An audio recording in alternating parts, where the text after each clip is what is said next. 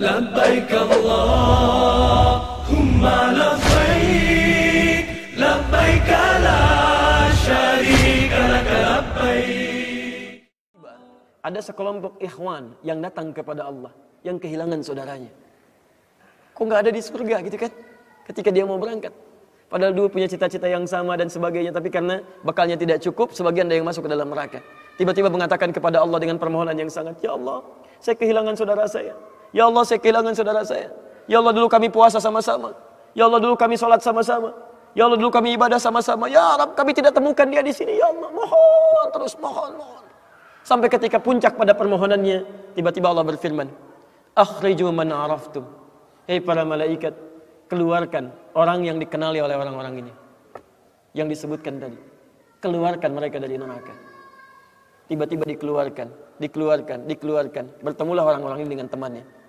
Sampai Allah kemudian dengan rahmatnya katakan lagi, akhriju man kana fi qalbihi mithqala dzarratin minal iman. Keluarkan sampai yang ada titik terkecil iman dalam hatinya, keluarkan dari neraka. Bahkan hadis ini ada di Al-Bukhari nanti, ya ada di Al-Bukhari nomor hadis ke-14, posisi paling kiri sebelah bawah, ya, tayyib. Sampai mereka kemudian dikeluarkan dalam keadaan gosong, sudah mulai terbakar habis dan dimasukkan ke dalam surga kemudian. Setelah selesai hisabnya di dalam nerakanya, dikeluarkan dari situ. Jadi ada orang-orang yang dengan syafaat temannya bisa keluar dari neraka, masuk ke dalam surga, ada yang sama sekali tidak membantu itu.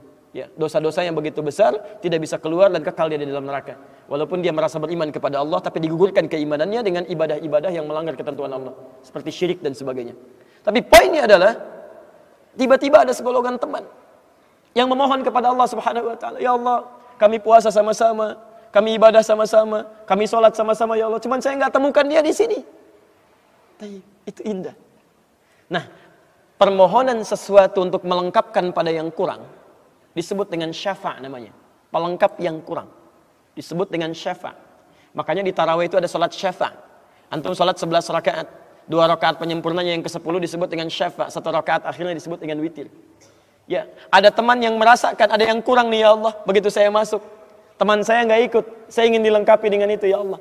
Tayyib, permohonan untuk menggenapkan sesuatu yang kurang dengan sifat yang sangat memohon luar biasa, maka kalimatnya dirubah dari syafa' menjadi ditambah tak di ujungnya dengan alif di tengahnya, jadi syafa'ah. Tayyib, saya mau akhiri ya, karena ini sebenarnya tidak banyak bahasannya. Siapa orang-orang ini? Itu yang disebut dengan ikhwan. Makanya ketika ayat Qur'annya mengatakan wa kuntum ala syafa hufratin minan nari fa anqadhakum minha, dan kalian sudah ada bahkan yang sudah mau di bibir neraka itu. Karena ketika diangkat itu oleh Allah Subhanahu wa taala dengan perintahnya, ya diperintahkan oleh Allah.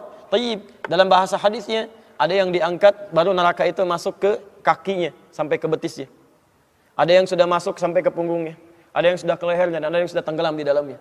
Tayyib, jadi ada yang baru di bibir neraka diangkat. Ada yang baru sudah mau masuk ke neraka diangkat, ada yang sudah tenggelam diangkat. Jadi macam-macam.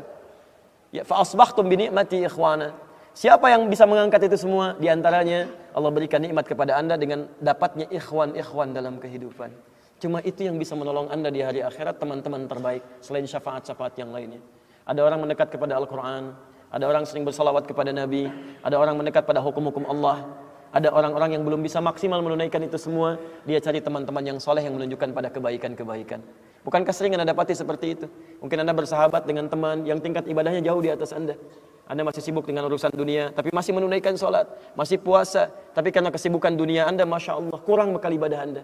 Tapi beruntungnya Anda dengan punya teman yang soleh, berjamaah dengan imam yang soleh, puasa dengan dia, buka sama-sama, kadang sering ikut-ikut misalnya dalam ta'limnya, dalam macam-macamnya. Masya Allah.